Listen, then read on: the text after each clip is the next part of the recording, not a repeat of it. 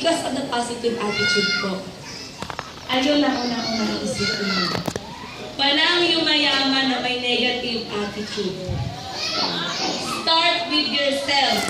Lahat po ng tao sa mundo may pagka-negative. Pero pag sumama ka pa doon, negative ka din. Kaya start mo sa sarili mo yung pagiging positive. So, magkikwento lang po ako paano ako na-involve at meron na ako isi-share sa inyo kung bakit ko nakuha yung kung anong meron ako ngayon. Okay lang po ba? Yes. Sino po dito yung 18 years old hanggang 25? Taas ang kamay.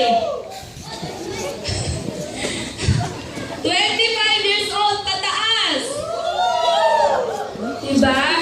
Ito po, ay Micaela Angela Asada po from Dinalupihan, Bataan. Sino po dito yung mga taga-Bataan? Nakarinig na ng Bataan. Nakapunta na sa Bataan. Yon, taga doon po ako. The same time, 19 years old lang po ako. Kahit hindi halata. 18 and a half, di ba? Ang 18 and a half. Tawa naman kayo, joke yun. Naintindihan niyo na po ba? Then yun. So, ano ako na-involve dito? Last November po, nag-sendan ako ng business. So, nung time na yun, hindi November eh. Same with nung naunang speaker, nag-presentan ko ako year 2012. Yun lang, ang taong nag-present sa akin, papa ko. So, nung nag-present sa akin, papa ko, isa lang po sabi ko, niloloko mo lang sarili mo. Pansinin niyo po ha, tatay ko na siya. Sinabihan ko pa ng ganon. What more pa kung ibang tao pa magpipresent sa akin? Tama? Tayo po kasi dito, pag nag-present tayo, minsan iniisip natin, ay, nega na agad. Tama? Magnenega ka na agad. Kahit sino, totoo po yan, lahat i-reject kayo. Kasi, papansinin niyo po, ako mismo tatay ko ni-reject ko. At the same time, close po yung utak ko from year 2012 hanggang year 2014. Year 2014, may nakausap ako isang tao, isa siyang engineer, at isa siya sa pinasasalamatan ko. Si Upline Jake Bustamante from DPA Rockstars. By the way po, nagpapasalamat ako sa White Hawks International sa pag-a-adapt po sa akin. Inampun po nila ako. Yay! Inampun nila ako kasi sobra po ako natututo sa mga learnings na binibigay nila sa akin. Paliban po sa teachings ng grupo ko, ang dami ko rin pong teachings na natutunan mula sa kanila. Kaya nagpapasalamat po kay Mr. Legacy, Ax John Cahuco, Ax Luigi, Ax Mimi, sa lahat po ng bumubuo ng White Hawks. Salamat po. So, yun, November po, 2014 last year, napresentan ako. Doon lang nagbukas ang isip ko. Bakit? I'm a BS Biology po. Pero sabi ko nga, anong gagawin kung hindi ako magdodoktor? Wala. Wala po talaga. Ang pinakamataas po pwede kong kitain is 30,000. Tingin nyo po, kung kayo, sa panahon ngayon 30,000, malaki po ba maliit? Sobrang liit po. Noong time po na yun, sabi ko, gusto ko siya. Nilapitan ko yung tatay ko, yung sabi sa akin, nung inaya kita ayaw mo, kaya paghirapan mo yung pang-paying mo. Okay po ba yun? Na-challenge ako. Bakit? Gusto ko kasi siya. So ako po, from November to December, guys, ito lang po yung unang-unang iisipin nyo at papakatandaan. Mag-training at mag-training at mag-training lang po kayo. Bakit? 2 buwan po ako nag-training. Hindi ako nagre-recruit. Bakit? Isa lang kasi alam kong gawin. Magbasa ng libro. Pero yung pala, hindi kanino ang basahan para lumamang ka. So ngayon po, nag-training ako. Sinimulan ko ang hatko ko January. Nangutang po ako. Pero, anong masarap sa pangungutang ko?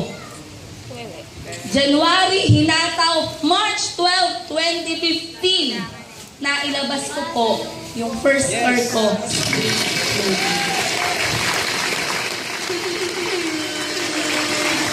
Sasabihin ng iba, mahirap. mahirap. Oo, mahirap. Pero kung may alam ka, kung determinado ka sa pangarap mo na makukuha mo yun, kung confident ka na kaya mo at meron ka talagang pangarap at naniniwala ka sa taas, makukuha mo yun.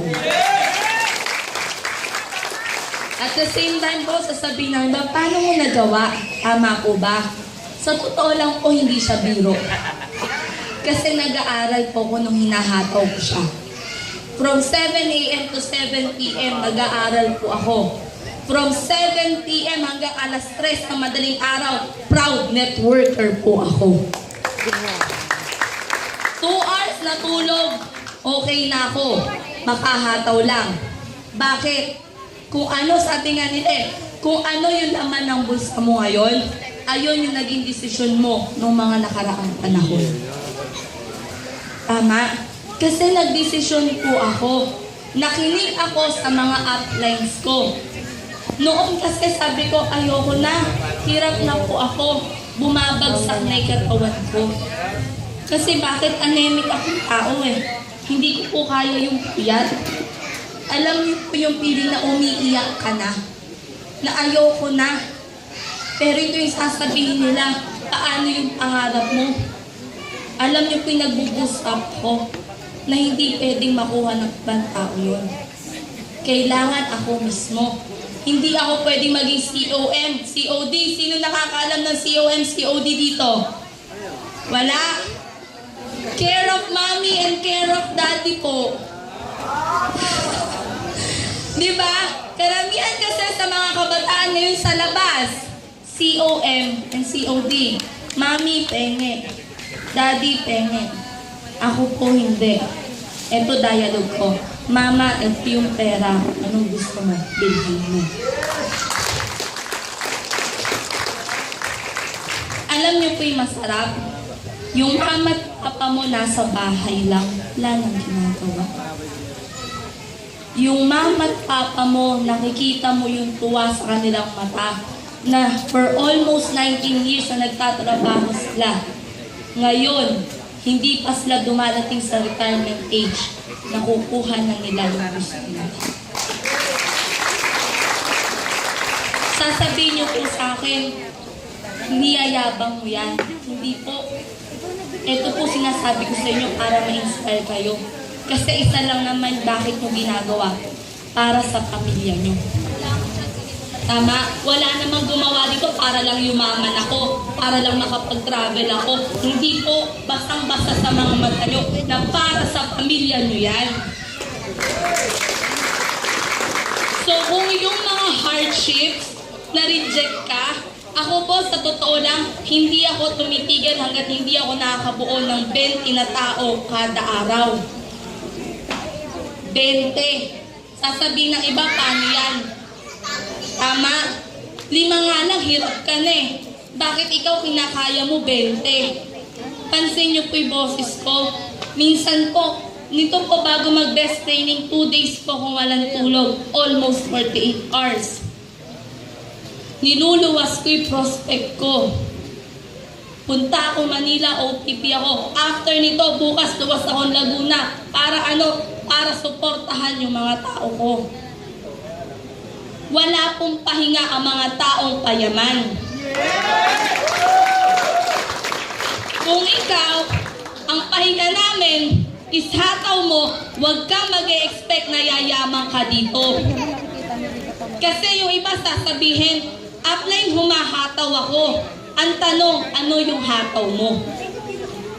Upline, kumakausap ako. Ang tanong, ilan ba kinakausap mo? Upline, nakakapagpa-payin ako. Ang tanong, ilan ba payin mo per week? Hindi ko po iyayabang sa inyo. Pero hinamon po ako ng ating chairman, si Apsana. Sabi niya, huwag kang pupunta ng best training kung wala kang pay-in ng 2. 1 week lang po yung pinigay niya. Good news, 4 po pay-in ko. Kasi bakit? Bakit ko sinasabi? Kasi nilagay ko sa puso. Ayun yung naging motivation ko. Ayokong magsasalita sa harapan nyo na walang makakapagpa-inspire, makakapag-motivate na gawin nyo to. Kasi kung ako nga po, 19 years old, babae, nagagawa. Tama? Kayo pa kaya? Kung anong abilidad ko, mas kaya nyo. Mas marami kayong kayang i-produce. Sabi ko nga po sa isa, kay Apps K, maglalabas ako ng second car ko. Kailan? Bago mag 1 year ang bios ko. Tama. Yung iba sa inyo hindi na naniniwala. Sasabihin, totoo ba yan? Totoo po. Isa lang kasi ginawa ko. Nakinig, nag-train at nagpakabingin. Naniwala, sumunod. Hindi po ako nagreklamo. Isa lang kasi pinaniwala. Alam niyo po ba? In my 9 months doing this business, ang dami kong napagdaanan na hindi nyo aakalain pinagdaanan ko. For me, napakagandang lesson. Bakit? Muntikan akong ma-rape. Because of this. Muntikan akong mamatay, guys. Because of this. Muntikan akong mawala sa sarili ko because of this. Pero, sabi ko nga, hindi ako titigil hanggat hindi ko nakukuha lahat ng pangarap ko.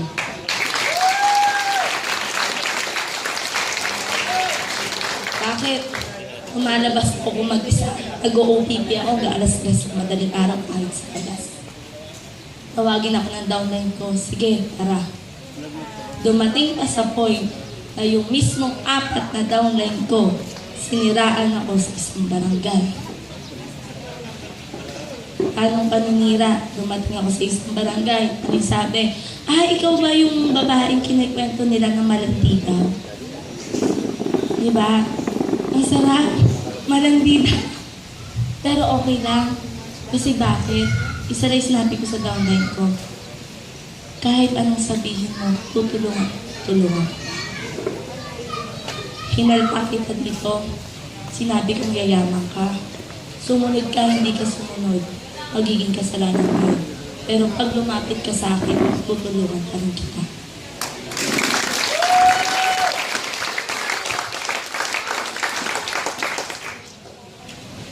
Ang hirap pong humat dito na yung alam mong hindi ka kompleto. Tama? Kasi speak ko nga po nung isang linggo, ma'am, gusto kong mag-release. Gusto ko pong mapakita sa tao na kung iniisip nilang mahirap ang Global, hindi po talaga siya mahirap. Hindi po talaga.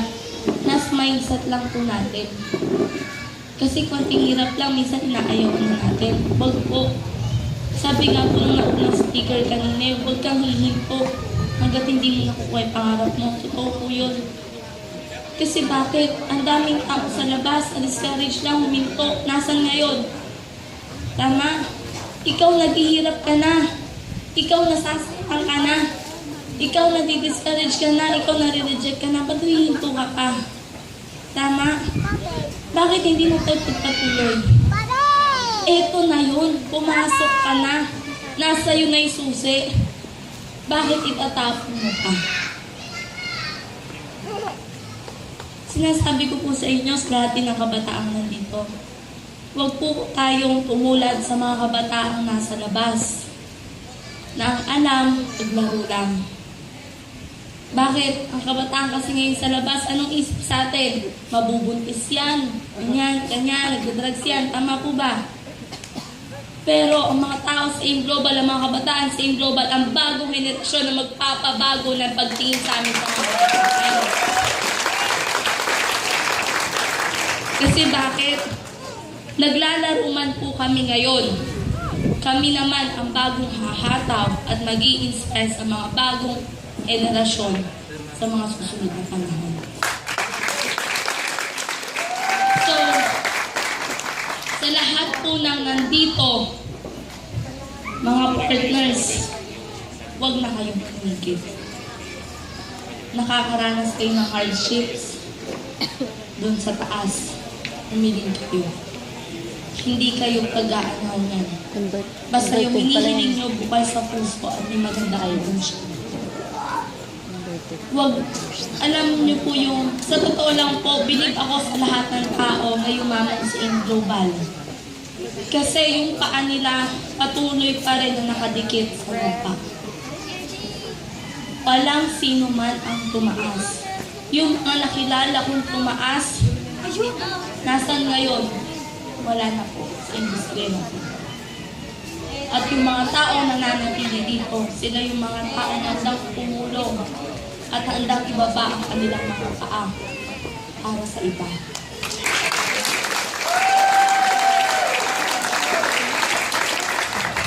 So, yung mga nakakaramdam na po dito ng pains, failures, ang failures is part of success. Hindi yan iwasan ng success. It's a part of success. Sabi nga every great master is once a disaster. So meaning, wala naman pong pinanganak na master agad. Wala namang pinanganak na perpekto niya agad yung ginagawa niya. Wala namang pinanganak na linya agad niya yun. Yun nga lang, yung mga taong magagaling na, ayun yung mga taong sinakripisyo yung kalahati ng buhay nila para sa pangarap nila. So sa lahat po ng nandito, tuloy-tuloy tayo, magkita-kita po tayo sa taas, at nakikita ko sa lahat ng magtutuloy, makikita po namin ang pangalan nyo sa Millionaires Club members of M Global. So, sa lahat po, sana marami kayong natutunan, marami kayong nakuha, pulot. At the same time, wala na pong bibitaw. Kasi yung Global, hindi na po siya pa-take off. Naka-take off na po siya, sumakay na na. So, sa lahat po, sa lahat ng appliance, mahal na mahal ko po kayo sa pag-anak sa akin. Sa lahat na nagpunta sa best training at natuto ngayon, i-apply po natin to. At next year, lahat na nandito